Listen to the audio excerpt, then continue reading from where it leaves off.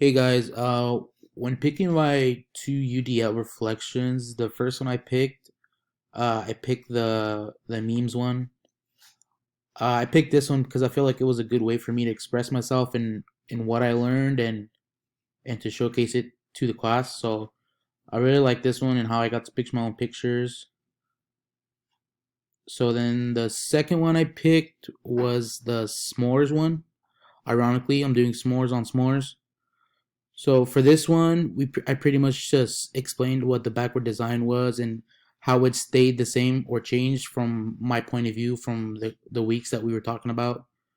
So for me, mostly it stayed the same. It kind of switched up for a couple days when I was reading into it.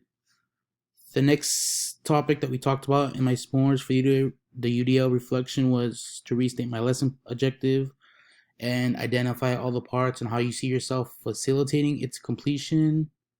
So right here we just explain different parts or elements within the actual learning objective itself.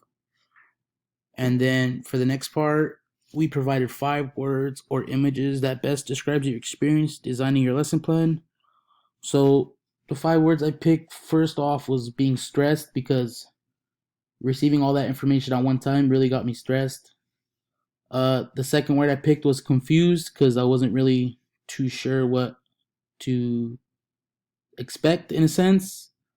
The next word I used was relieved because I was kind of getting the hang of it at that time, and I was feeling more and more comfortable with the actual lesson plan itself.